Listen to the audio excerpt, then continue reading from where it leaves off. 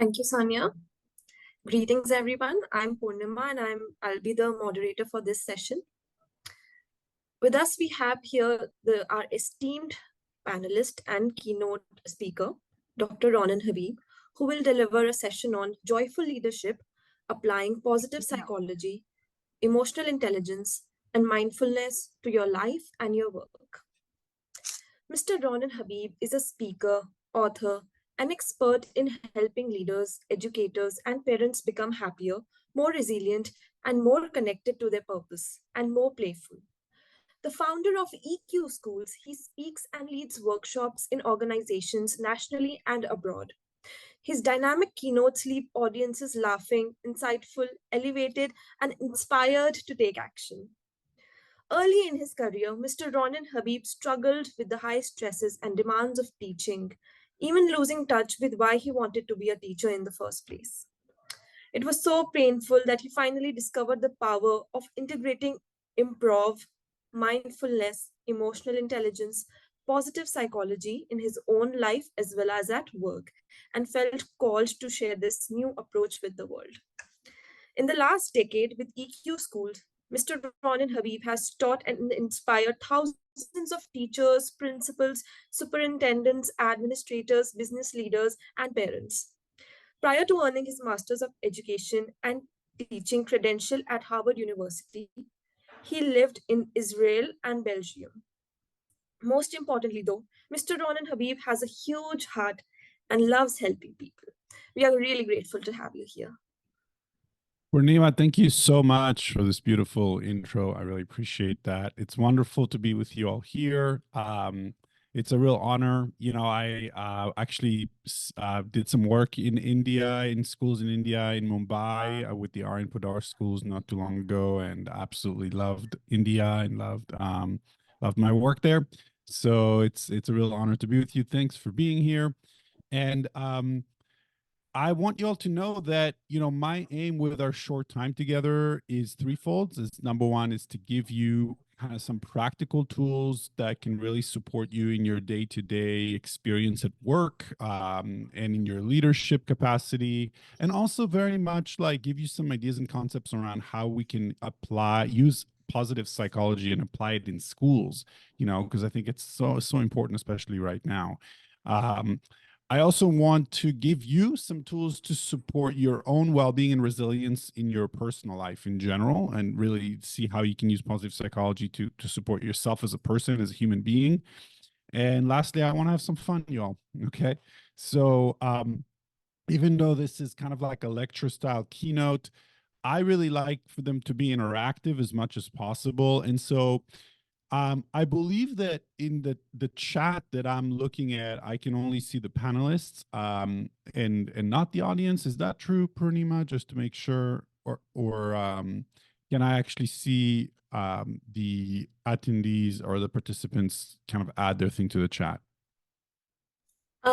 I think you can only see the panelists because they have, yeah. No problem. So, but in the Q&A, we can see everyone, right? Like in the Q&A, yes. like when people ask questions, right? Okay, cool. Sure. You'll be able to see that. Awesome. So let's do this. Like, as an attendee, if you're willing to right now, go ahead and put in the Q&A, like where you're from, where are you coming from, what city you're coming from, and what is your favorite dish from the city? What's your favorite food? Just like real quick, like where are you from? What's your favorite dish? As I start, you know, as I start the session, go ahead and just put that in so we can kind of see each other's names and you know, where you're coming from and what you love to eat. So as you do that, I'm just going to keep, with your permission, share with you about who I am and why I'm so passionate about this work. So I'm the founder of EQ Schools, and we're a company that really brings mindfulness, emotional intelligence, and positive psychology training to leaders and to educators and to parents and to different organizations around the world. And I speak all over the world, and I love what I do. It's super fun. I live in California with my two kids. And before doing that, I was a teacher, and I taught for many years, and I love that too. But I'll be honest with you all and just share that by my 6th year of teaching or so, I almost quit. I was burning out like crazy. I had a really just hard time like finding meaning in life and finding meaning in what I wanted to do. And I was exhausted too. And so that year, I had a very intense wake up call. So I get to school one day to my work and I park my car and I get out of my car and I walk towards my classroom. And as I walk towards my classroom, the intercom goes off, tells us that we have an emergency staff meeting. So I go into the meeting and I sit down and I wait to hear what's going on. And the principal comes in and she tells us that one of our students committed suicide. And that moment was so intense for me, and when the principal told us who this kid was, she said that, it was our student and was my student. And that moment broke me, it was so hard, to be in that. And so, but he, like, we had to go support the kids. And so I basically went to support the kids all day, telling them about the situation and supporting them as much as I could. And at the end of the day, his mother reached out to me and said, "Hey, Mr. Habib, you had a real connection with my son. Will you please speak in his funeral?" And so I went to, of course, I went to the funeral and I sat in the first row and I saw the mother speak about her child. And then I saw the dad speak about his child, and it was crazy difficult for me. But then it was my turn to go up and speak, and I get up and I share my speech. And at the end of my speech, I don't know if this ever happened to you, but I literally had a voice channel through me that told me if I'm going to continue to be an educator and a professional, there was nothing that was going to stop me from putting my students' well-being first. Nothing, you know. And I was basically told myself I'm going to teach them how to be well, but I was not well. And you know how students can kind of smell bullshit from a mile away. So I needed to do my own work first. I saw a therapist. I started using mindfulness practices in earnest in my life, used positive psychology principles that I learned in grad school at Harvard. And I really started to see significant shifts in my life. And I started to feel so much more connected to my purpose, so excited to go to work, so much more creative. My students thought I was on drugs. I promise you I wasn't. It just felt good to be here with them, to be in the world. So I decided I was like, hey, if I have these skills as an adult, why don't we give it to kids? And I decided to create a course called Positive Psychology in high school. And I was hoping that 25 students would sign up, because you have to have at least 25 students sign up. And it turns out that 107 signed up. And that was amazing to me. And I basically was like, okay, I'm going to keep teaching this. And I taught it for 4 years. I saw hundreds of kids behaviorally shift in front of my eyes, which was amazing. So then I started training educators on how to do this in their classroom. And basically, a year into that, I started my business, EQ Schools, and we started not only training educators, but also leaders in schools and then leaders in other organizations on how to bring in to their lives and into their businesses and into their organizations and into their schools a climate that is psychologically safe, that is joyful, and that is emotionally intelligent, where positive psychology basically kind of ruled supreme and people felt a connection to one another on a very deep level. So as I told you today, this is, again, going to be an interactive kind of experience. And thank you so much for putting in the Q&A, Ujal and Naman. I love that you guys are sharing. And what I'd like to start with is actually a practice. I'm going to invite you into a practice that involves a very quick mindfulness practice that also involves a quick visualization with it. And just so you know, this practice everything I'm sharing is research based. Okay. And this practice, what it will, the research behind it shows that the way we're going to breathe in this practice stimulates the vagus nerve. The vagus nerve is the longest nerve in our body that connects the gut, the heart, and the mind. Okay.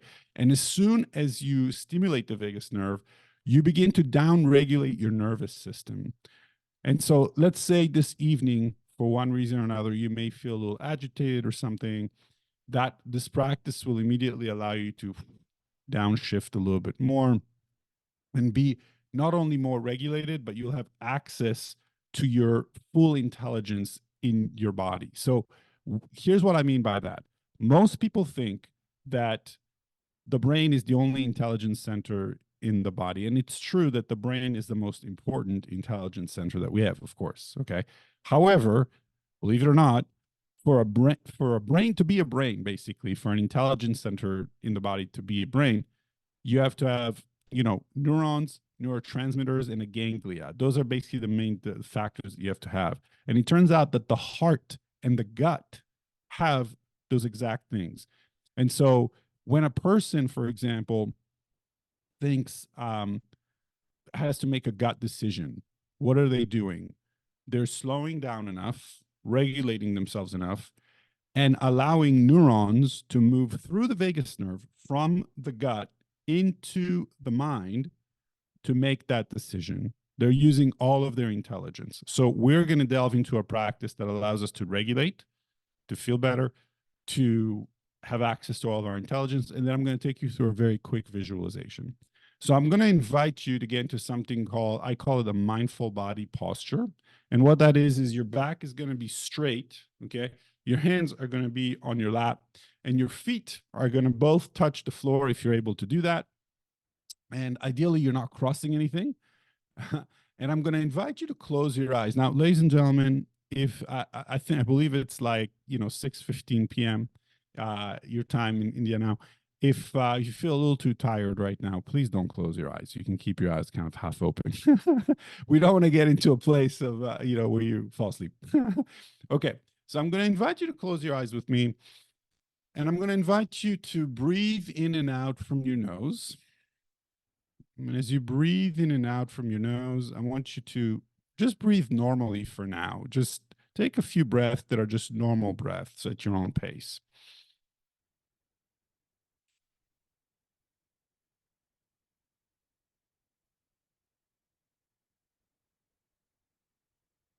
Beautiful, beautiful. You're doing great. And what we're going to begin to do now is we're going to just kind of notice for a moment how your body feels in your chair. Are you comfortable? And if not, with your next breath, make yourself just a little bit more comfortable. You can maybe move around a little, like notice how your back feels. Just kind of notice it for a second. Really tune into your body, see how you feel. And we're going to begin our practice now with a very specific type of breath. We're going to breathe in to the count of 4. We're going to hold for 4. And then we're going to breathe out to the count of 8. And we're going to do it basically 4 times, okay, or 5 times maybe. So breathe in, 2, 3, 4, hold, 2, 3, 4, breathe out, 2, 3, 4, 5, 6, 7, 8, breathe in, 2, 3, 4, hold, 2, 3, 4, breathe out, 2, 3, 4, 5, 6, 7, 8, breathe in, 2, 3, 4, hold, 2, 3, 4, breathe out, 2, 3, 4, 5, 6, 7, 8. Let's do 2 more. Breathe in, 2, 3, 4, hold, 2, 3, 4, breathe out, 2, 3, 4, 5, 6, 7, 8. Last one. Breathe in, 2, 3, 4, hold, 2, 3, 4, breathe out, 2, 3, 4, 5, 6, 7, 8. Keeping your eyes closed, continue to breathe slowly. And as you breathe slowly, I invite you to visualize your heart for a moment Imagine what your heart looks like. This amazing organ that was given to you before birth, even. And as long as it beats, you live. What an amazing gift.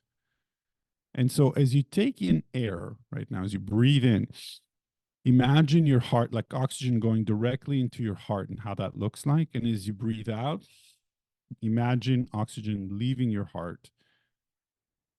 And see if you can visualize that for the next 2 or 3 breaths, slowly at your own pace.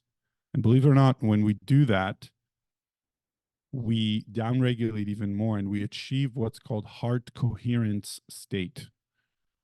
And what that is basically a situation where our HRV, our heart rate variability, becomes smoother and we downregulate even more, a healthier place to be. So let's take just 1 or 2 more breaths, visualizing our heart.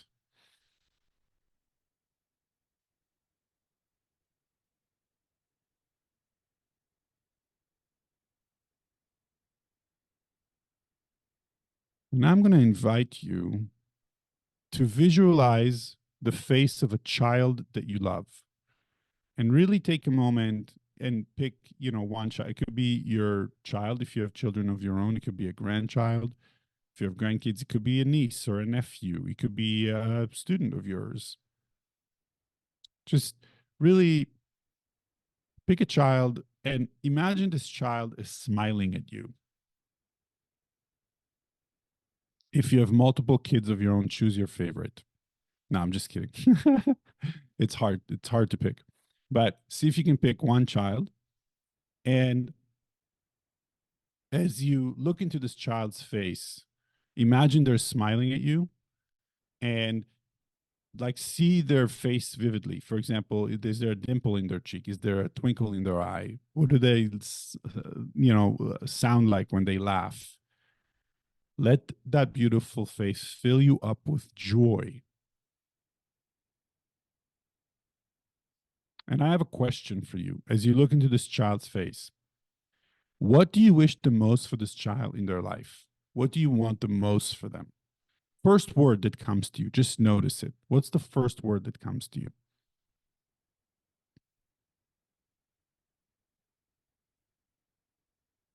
Beautiful. And I'm going to invite you to take one more deep breath with me. And whenever you're ready, you may slowly open your eyes. And what I would love for you all to do, if you're willing to, is right now in the Q&A, I invite you to write down the word that came up for you as you were thinking about this child. And when I'm going to go 3, 2, 1, and when I say 1, you can basically press enter and populate the Q&A with what word came for you. Okay. So I'm just curious. Let's just try this right now and see how many responses we can get. So here we go. Write down the word that came up for you as you were looking into this child's face, what you want the most from in their life, that first word. 3, 2, 1. And let's just see. Let's see what we got. Yes, I love it. Kim, happiness, beautiful, growth, love. Yes, always happy. I love it. I love it. Look at all these answers. Beautiful. Yes. Oh, I love that. That's great, Naaman. Did the exercise with my inner child and the word that, I love that. Fun, excitement, happiness. Yes. Look at, isn't it amazing that we're all sitting here in different parts, of the world, and that the word that comes to us is basically happiness or love, right? That's what we want the most for our kids. And it makes sense and it's clear. And I want to tell you something, and I'll start sharing my screens with you for a moment just to show you some slides. And that is that I do this, I speak all over the world with this. I ask this question to thousands of people all over the world, and everyone says happiness, basically. 95% of us say happiness or love or contentment. And by the way, if you didn't say happiness, you're still a wonderful person. Okay. Sometimes people they're like, I said success. Is success okay? Yes, success is okay. Because underneath that, what you want for them is happiness. You with me? And what's amazing is that sometimes people ask me, well, Ronnie, happiness is important, but what does well-being have to do with teaching and learning? You know, what does it have to do with active things that we really care about for kids and also for us as adults and for, you know, peak performance as a leader in an organization? You know, because a lot of times people are like, hey, at work, I'm judged by bottom line results. I need to make sure that, you know, I do a good job. Why do we have to, like, you know, focus on positive psychology and happiness? Well, it turns out, ladies and gentlemen, that feeling good actually lubricates your mental efficiency. Okay. It makes you better at understanding information. It allows you to be more flexible in your inner thinking. It makes you smarter, basically. Okay. And more effective at your job, but not just by a little bit. In other words, people who are happier have a massive advantage, not just in well being, but in performance. Okay. And it turns out I just finished writing a book. My book just published. It's very exciting. I have it over here. Woo! I'm really excited about that. And in my book, Happy and Resilient, I basically created an acronym. And this acronym is called RAMP. And RAMP are the 5 elements that contribute to our well-being. It's our ramp towards growth and well-being in our life. Okay. And R stands for relationships. Relationships are the number 1 predictor of well-being. They're an incredibly important predictor of well-being. Okay.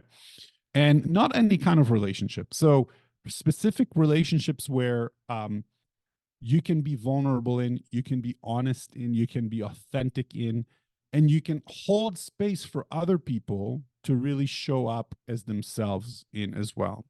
So, you know, in the United States and other parts of the Western world as well, and I've seen it even in India, it's really easy to kind of go around and be like, hey, how you doing? I'm doing all right. I'm doing good. I'm doing, and it's very surfacey, you know. But the types of relationships in which you can like slow down with people and be like, hey, how you doing? Well, I'll share, you know, like here's what's really going on for me, you know, or hey, I need help with this, or I need help with that. Or hey, tell me more about this thing you're excited about. Those are the types of relationships that really uplift us. And I actually want to ask you a question right now. And I really want you to think about this. What relationship in your life, who do you really love and care about? And you love him so much, but you know, life is busy and maybe the relationship with them has been kind of neglected a little bit. Like maybe it's your mom, your dad, maybe it's a kid, maybe it's your spouse. Who in your life this week, this weekend, okay, do you want to give the gift of time? Do you want to give like 20 minutes to that person to be like, even just 20 minutes, just, hey, I want to connect with you. Let's just sit down and see them how you are really, you know, and let me share with you how I'm really doing, you know, or let me show you about something cool that I learned in this conference, this positive psychology conference, you know, just a place of connection with this one person, just to show them you really care and love them. Here's what you need to know. What people want the most in life is to feel seen by one another. Does that make sense? So after they have food and they have shelter, this is from Abraham Maslow's hierarchy of need, okay, the pyramid. After people have food and they have shelter, people want to feel like they belong and they feel seen, okay? So, and I'll share a funny story with you. I have a brother in New York. His name is Nathan Habib, and he's a stand-up comedian. And he's kind of a curmudgeon. He's kind of like this like cynical kind of like, you know, person who's a curmudgeon. Okay. And as a part of my work, I have my people, you know, people who work with me, I have them write gratitude letters and read them to people that they care about. Like write gratitude letters to someone they love and actually read that gratitude letter to that person. It's a very powerful positive psychology, you know, intervention. And I did this with my brother when he moved to New York. I said, hey, Nati, I'd like to read this gratitude letter to you. And his response was like, oh, do we have to do that? And I was like, well, you know, we don't have to do it, but it would mean a lot to me. And he's like, all right. So, anyways, I read the whole letter to him. And at the end of reading the whole letter to him, his response was, oh my God, this was so painful, you know. We all hung up the phone.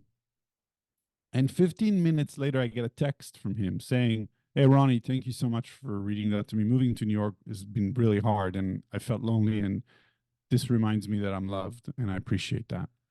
Right now, of course, I get in a text from him because he's never going to say it. All right, but the thing is, the point is that even the most curmudgeon people in the world, they still want to be seen. We all want to be seen. So relationships, number one predictor of well-being. A, the first A in RAMP stands for awareness, being here, being present, being like, because life is lived in the present moment. You with me? I want to ask you a question and think about this for yourself and be honest with yourself. In your head, how much time do you spend in the past or in the future? Like ruminating about the past or worrying about the future as opposed to being here in the present. The most of us, right, are in the past or in the future. And it's amazing because, like, I'll share another quick story with you. About 6 years ago, I get home from one of my business trips. I open the door. My son looks up at me and says, "Dad," gives me a big hug. And he's like, "Dad, let's go build stegosauruses out of Legos, on the carpet," because he has a bunch of Legos and stuff and he loves dinosaurs. I'm like, "All right." So we go and we sit down and we start building, dinosaurs out of Legos. Okay. And as soon as I start building the stuff, the Legos, the dinosaur, my head goes to like, hey, did my assistant book my next flight? Is my workshop full for my next presentation or whatever? And my son, who was 7 at the time, okay, looks up at me and he's like, "Dad." And I'm like, "What?" "Stegosaurus." Like he noticed that I wasn't with him, And I don't know about you all, but like I don't have a lot of time with my kids. And when I'm with my kids, I want to be with my kids because life is lived in the present moment. You with me? It's, like you have to be here and be here, right? It's very easy to be here and not be here. Now, the second A stands for advancement. It's pursuing your goals with passion, okay? Your professional goals and your personal goals with passion, with tenacity, because life is short. And, we need to continue to grow. It's so important as people that we continue to grow. M stands for meaning. So being connected to our purpose, why you're here, what do you deeply care about the most, being connected to your core values. And then P stands for positive emotions. Ideally, we should have a 3-to-1 ratio of positive emotions to difficult emotions. This is the research of Dr. Barbara Fredrickson at the University of North Carolina, a very famous positive psychologist.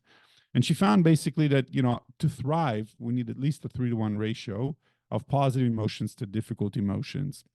And a lot of times people tell me, "Well, Ronnie, that's just common sense. If you're going to feel more positive emotions, you're going to feel better, But have you noticed how common sense isn't very common? Like, how many of us build in practices in our lives to help increase that ratio? And also notice that the ratio is not 3-to-0, meaning that we absolutely will experience difficult emotions in our lives, like fear, anger, envy, whatever it is. And instead of repressing these difficult emotions, we need to learn to welcome them as much as we can. As we welcome them in, they move through us. Remember, all emotions are temporary.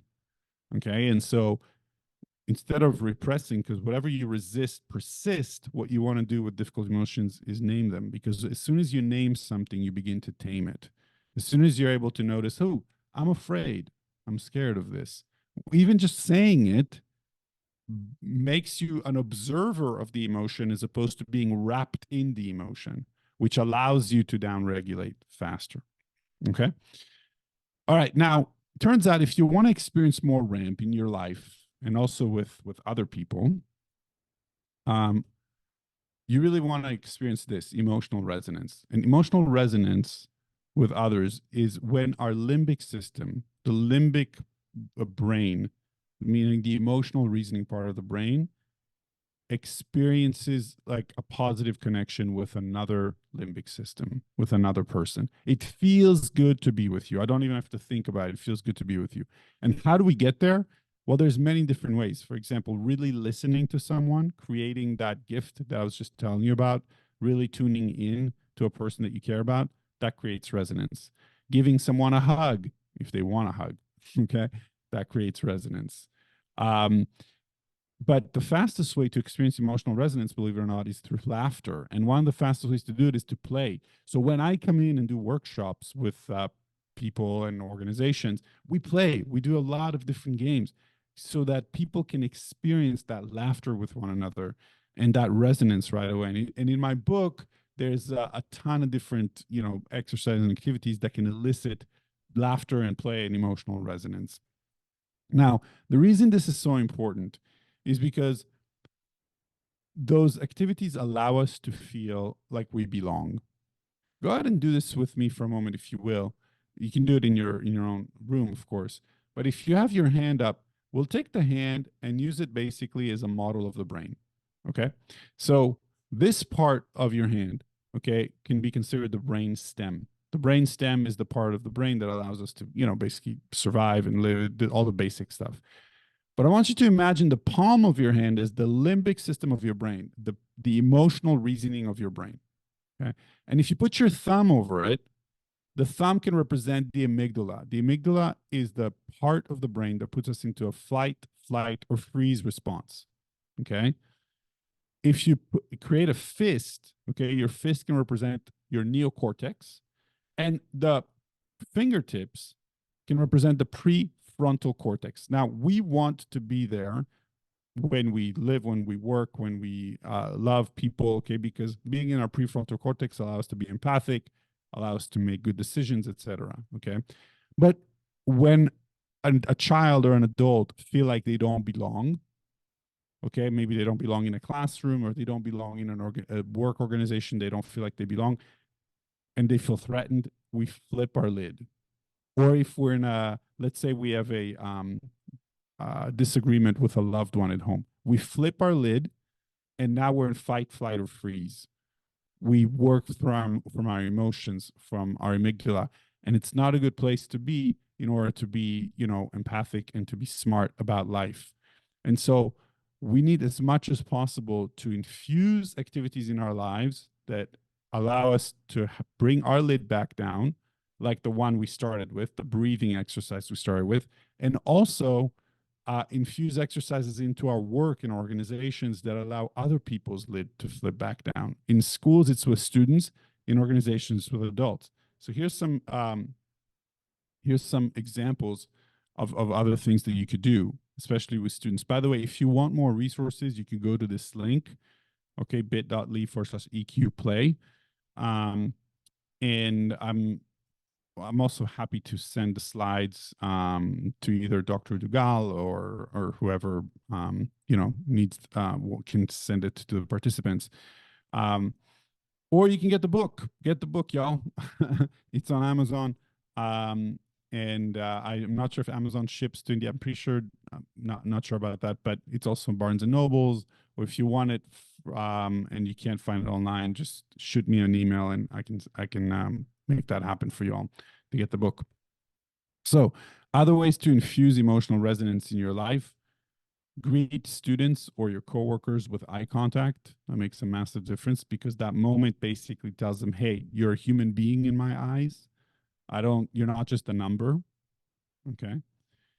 Taking roll with 1 through 10 is something I teach teachers in the United States. And I think it's something that's powerful to do in classrooms in India too, if you happen to be an educator. Instead of you call a student's name, instead of them saying present or here, they give you a number between 1 and 10 on how they're doing today. And what that allows you to do is really assess, how is everyone doing? And if someone's not doing well, actually take a moment and check in with them when students are working independently. Appreciation spice is basically a situation where you, in a classroom or at a workplace, assign people to appreciate other people for a period of a week, but no one knows who's appreciating them. And the spy basically writes 3 or 4 things throughout the week. So maybe 1 thing per day that they appreciate about the person that they're spying on. And at the end of the week, you collect all the papers from everyone and you distribute it to the people who were written about. And it's amazing how some people, get the paper from and read what their spy wrote about them, and they're like, whoa, this person really appreciate that, I'm funny, or that they or that I'm generous, and it makes a big difference for people and creates resonance and a positive environment. But I want to talk about this practice because this practice is so powerful. Okay. And I'd love to actually engage in this practice with you all for a bit. So there's a lot of research to show that gratitude is one of the most powerful practices to shift us physiologically. And I'm going to stop sharing for a moment just so I can kind of be with you all a little bit here. I want you to understand this. Our brain, okay, and has basically, I imagine some of you already know about this concept, but we have what's called a base level of happiness, a set point of happiness, okay? And Sonny Lubomirsky and other different types of researchers basically found that this, I mean, for about two centuries or so, most physicians and doctors believe that the set point, at some point they realized the set point is um, determined based on three factors. Okay. The first is your neurobiology, the way your brain is wired. The second is your genes, the way your genes are expressed. And the third is your environment. And they believed that these three factors control your base level of happiness completely, like at 100%. But Sonil Babirsky and also Richie Davidson and a bunch of other researchers started to show that our base level of happiness and the set point of happiness is actually flexible. It's not fully set. And those three components, our neurobiology, our genes, and our environment do control a big part of our set point, but it turns out it's only about around 60%. And 40% of it can be controlled by practices that we choose to engage with or not. And one of the practices, for example, that really allows for the base of happiness to increase and be sustained over the period of time, as long as you keep practicing with the practice, is what's called loving kindness meditation. Okay. Loving kindness meditation is where, you sit down and you say, hey, may you be happy, may you be healthy, may you be at peace. And you wish that on someone, or you wish that on them or a group of people, and you wish that for yourself as well, and you wish that for all human beings. And it's actually something that is done almost in most, if you're familiar with Vipassana meditation, at the end of a Vipassana meditation session, often, this is invoked and it makes you feel really good. And so the other practice that has basically the same effect on the brain is the practice of gratitude. If you think about it, gratitude shifts you physiologically very fast. Like, you cannot be grateful and be hateful at the same time. You with me? You cannot be grateful and fearful at the same time. It's not possible. Gratitude is so powerful in this way. And so I'm going to invite you for a moment, if you will, to do this with me. We're going to do maybe just like one last meditation and visualization practice for a sec. I'm going to invite you to close your eyes with me, take a deep breath in with me, get into your mindful body posture, your back is straight, your hands are on your lap. And I'm going to invite you to bring to mind one person that you really love in your life and that you feel deeply grateful for. And it doesn't have to be for a big thing. You with me? It could be for a small thing. Like, they got me water yesterday. Or maybe it is a big thing. Maybe this person is, believes in me and sees the beauty in me. And I'm going to invite you to take a moment and recognize how lucky you are. How lucky you are that you have this person in your life. Because you know what? Some people don't. Some people in life are completely alone. And that's really hard. But you're not. You have that person. And so take a moment and really tune into the gratitude and the joy that you feel for this person. And as you have them in your mind, I invite you to really send them some love right now. Let that gratitude that you feel really fill you up with joy.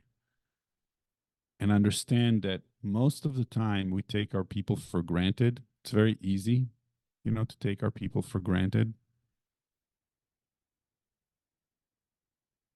But it's so important that we don't. And as you do this exercise right now, really notice how good it feels to fill you up with gratitude and with joy. Like feel it in your heart, in your gut, feel it in your through your veins, feel it really in your tendons, in your whole body. Allow it to feel good. Knowing you get to share your life with this person that you love.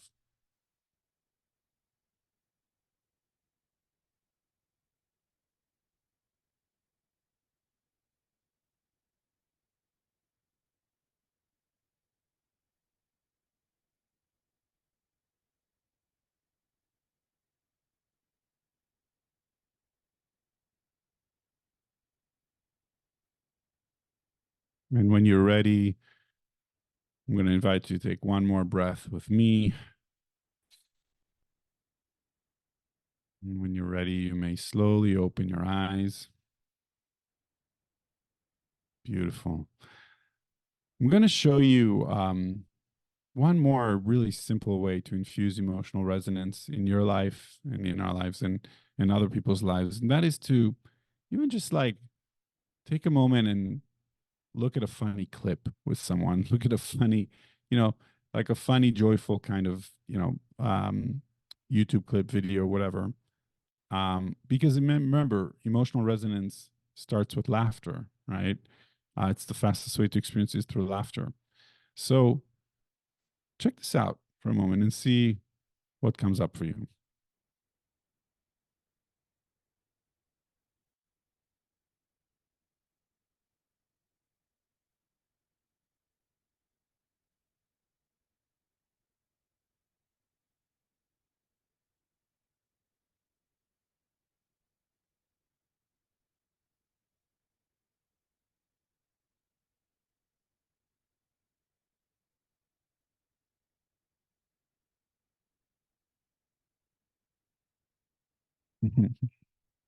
I show this clip to 1,000 people all over the world, and everyone who looks at this either laughs or smiles. You know, like looking at this baby. When you look at this baby, you can't not laugh or smile. You can't look at this baby and be like, it's not possible, okay?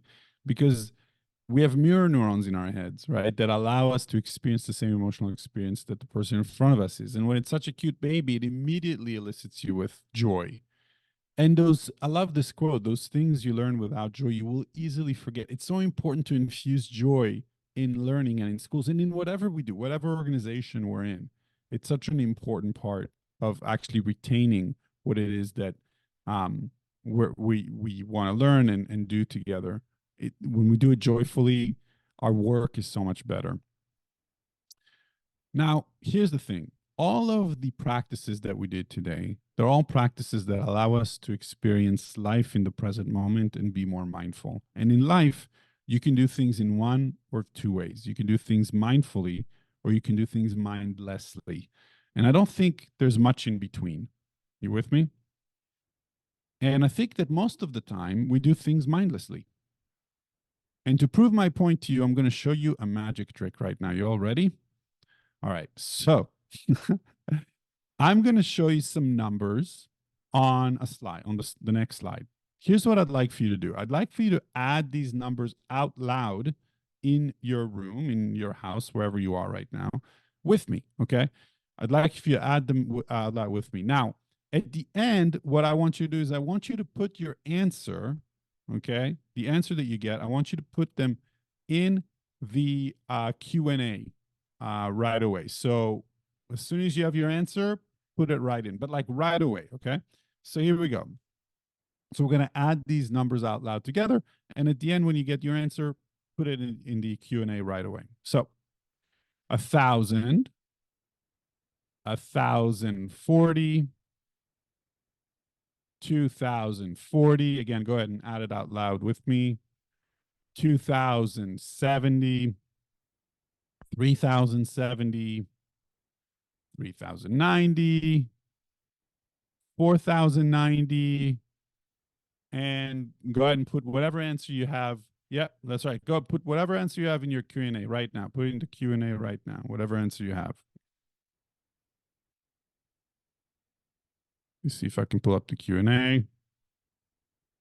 Just want to see the Q&A real quick here. Let me stop sharing for a second. I just want to see the Q&A. Okay, great. Yes. So many of us said 5,000. Some of us slowed down enough and said 4,100. Okay. I want you to know when you do this in person with people, okay, everyone says 5,000. Okay. Everyone. And the answer, of course, is 4,100. Now, if you said 5,000 again, you're totally normal. Understand that. Okay. But what happened? If you said 5,000, understand this. Mindlessness is not a lack of knowledge. Everyone knows that 4,090 plus 10 is 4,100. You know this, okay? It's just that we follow the number pattern mindlessly. You with me? And in life, we do that quite a lot. But when you're mindless, you're often wrong, but never in doubt. You with me? And this is important to recognize. When you're mindless, you're often wrong, but never in doubt. Okay? And it's important to understand this because often in our head, we have these thoughts that come up for us that are mindless thoughts that cause us more suffering than necessary. Okay. And it turns out that whatever like we end up putting our focus on, that's where our energy goes. Okay. Where your focus goes, your energy flows. All right. And when you have certain thoughts, that creates a certain reality for you. And you end up missing all the other possibilities of reality. Okay. So, for example, if you feel like you're struggling at work or you're struggling in your relationship at home or something like that, and you only focus on that, only on the negative, you miss a whole bunch of opportunities for the positive. Okay. And our brain has a negativity bias. All right. So, for example, if you work somewhere and you get evaluations from, let's say, 30 people, either from your students or from people who work with you, okay? And let's say 28 of them come out amazing. The evaluations are great, but two of them are very critical evaluations. What do you spend most of your time focusing on? Right? Like most of the time we focus on the negative, right? But again, where our thoughts go and our questions are, our energy flows to that. So I want to do like one more exercise with you real quick, just to prove my point to you, okay?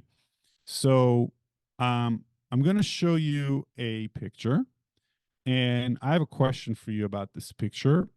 It's a very difficult thing to do, but do the best you can. So this picture, you'll see a whole bunch of geometric shapes. And I'm going to give you about 20 seconds to count as many shapes as you possibly can. All right. Again, very hard to do, but do the best you can. All right. And at the end of the 20 seconds, uh, I'm going to ask you to put in the Q&A how many geometrical shapes you counted. Okay. So here we go. I'm going to share my screen again with you. And here it is. So you have 20 seconds. Count as many geometrical shapes as possible. Go.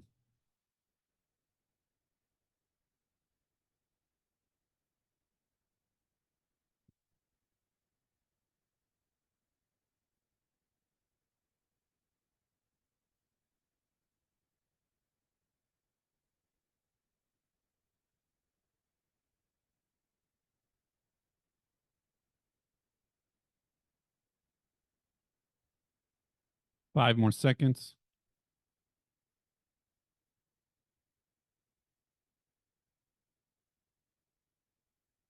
All right, very good. Now, in the Q&A, go ahead and put how many geometrical shapes did you see?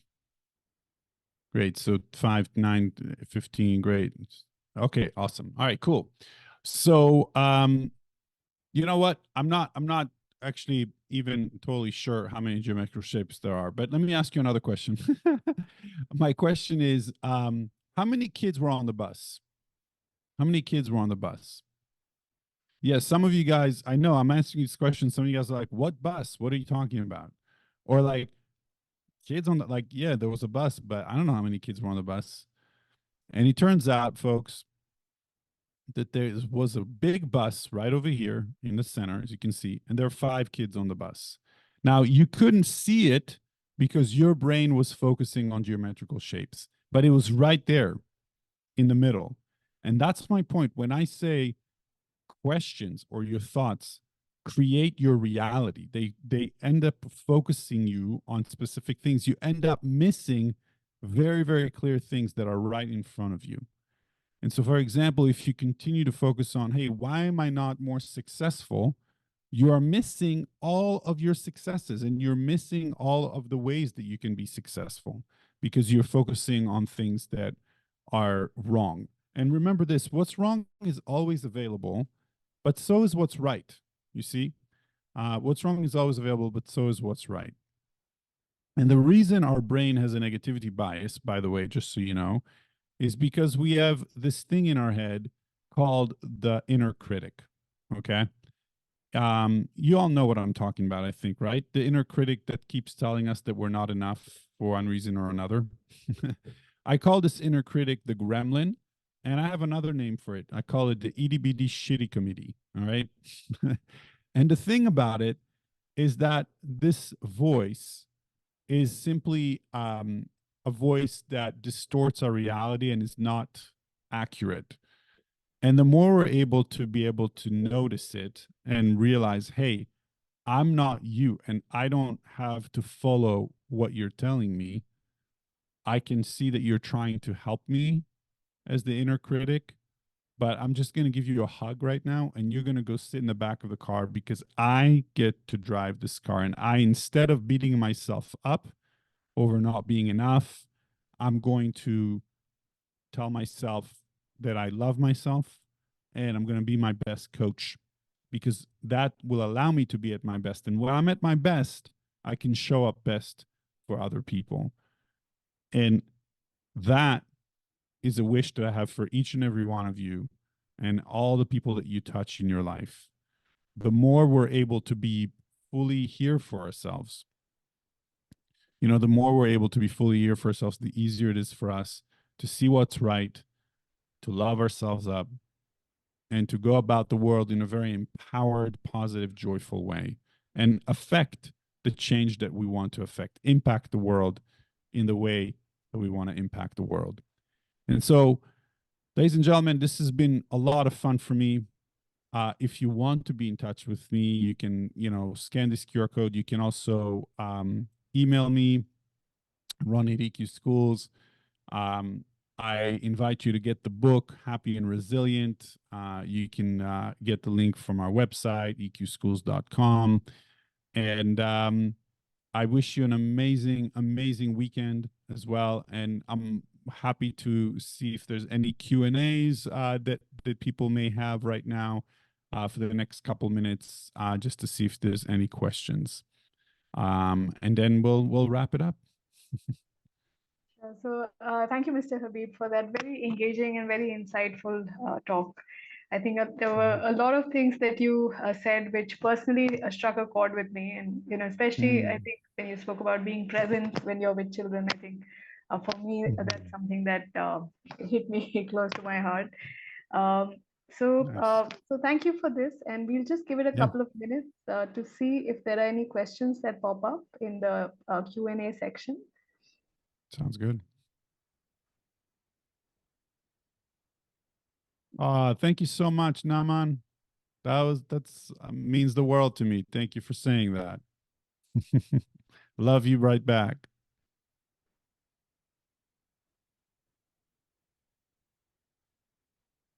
Okay, great. So maybe while the questions come up, I'll just ask you a quick one from my side. Yeah. What is it that we can do as parents or adults to maybe cultivate more emotional intelligence in children? Is there something that we can focus on?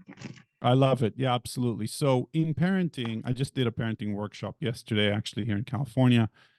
In parenting, when things go well, it's wonderful. Like you want to take advantage of when things go well by creating more resonance with your child, like playing with them. Remember, kids really learn through play. And so, like, playing with them, doing fun things with them, that's important. Okay. But when things don't go well and you want to build that resilience in them, understand that in parenting, you can break it into two different types of times where kids have their own problems and times when kids cause you a problem. Okay. Like, they kind of drive you crazy or don't clean their room or whatever. Okay.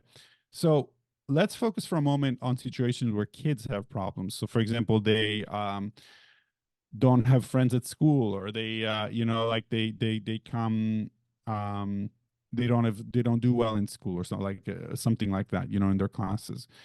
The most important thing in that case is to learn to be their emotion coach. You need to emotion coach your kids, meaning that you need to be able to, instead of try to fix the problems for them, you want to sit with them, hold space for them, and teach them basically to what active listening look like. Basically, active listen to them, name their emotions for them. So for example, a child says, I feel so lost in the class. I don't know what to do. I'm getting a bad grade. I'm trying my best. Instead of being like, oh, I'm going to talk to your teacher, I'm going to fix it. No, what you sit down with them and you're like, hey, so here's what I'm hearing you say. I'm hearing that sounds to me like, I imagine you're kind of afraid and you're feeling really disappointed that you're not doing well in the class. And that's got to be hard. And you pause, you stop right there. And then the kid's going to be like, yes, of course, this is so hard. I'm so lost. I don't know what to do. Can you help me? And then you can sit down and be like, hey, I hear you really want help. You really want me to help you. And it's really important for you that you get some support right now. Is that true? And then the kid's like, yes, it is true. And so you can sit with them and be like, so why don't we brainstorm some things together that would, allow you to, succeed more in the class? What do you think you need to do? So in other words, you are emotion coaching them. You're naming their emotions for them, and you help them begin to actively create the solutions with you, so that you're not just fixing it, but you're empowering them, and you create resilience in that way. And also teaching them things like the rhythmic breathing technique that we did earlier to help them downregulate their nervous system so they can be more resilient. Does that answer your question? Definitely. That's really helpful. Awesome. Great. Okay. So I'm just checking the Q&A section, and Yep. there are a couple of questions there. So maybe we can take up one or two, given that we are already on top of the time. Yep. So the first one is from Naman, who says, how can I be more present with myself? That's a great question. So I highly, highly recommend regular mindfulness meditation practice. I choose Vipassana. Like, Vipassana works for me, but Vipassana practice, but it doesn't have to be that. It could be transcendental meditation practice, and it can be even in fact, it could even be yoga. Like in a more active practice. But what the key with any practice is that you want to have a practice where you can tend to your attention. Okay. And often we use the breath, where we recognize, okay, am I noticing sitting down and I'm noticing my breath? And then, of course, 30 seconds into it, thoughts come up. And you can, at that moment, very gently and lovingly congratulate yourself and notice, oh, there's a thought here. I'm going to let that thought go very gently and come back to my breath. And do that over and over again, whether you do yoga, whether you do, Vipassana meditation or other types. And in that practice, if you do it in the cushion effectively, off the cushion, you're going to start to notice, hey, I'm not present with myself anymore. I'm thinking about something completely, and I'm off in this virtual reality. Let me come back to myself. And it's going to be easier and easier for you to do that. But it does require some practice, but it could be really joyful and fun. And I would say do it gradually. If you don't have a practice, then start with 2-minute practice, and then move it up to 3, 4, 5 until you're able, to sit down for a good amount of time and train your brain. All right, great. So thanks for that, Mr. Habib. We have quite a few questions coming up in the Q&A section. Unfortunately, since we're already over time, I think we will not be able to take up any more questions. But sure, no problem. Since you shared your email ID, maybe I can request audience members to write to you with their questions. Yeah, sure. Okay? Happy to. Yeah. All right, great. Great. So, all right. To wrap up, thank you, Mr. Habib, for making time for this very fun, very interactive session. I personally really enjoyed it, and I'm sure the audience also did. So, thank you once again, and I hand this over back to Purnima now. Thank you all very much. Thank you, Doctor. Thank you, Mr. Habib, for sharing your insightful activities with us, and also Dr. Shalini Dukkal for chairing this session. I would also like to tell you that Dr. Shalini Dukkal has over 20 years of experience in this field, and we are very privileged to have both of you here. Thank you for concluding the first day of the second International Conference of National Positive Psychology. Thanks, Purnima.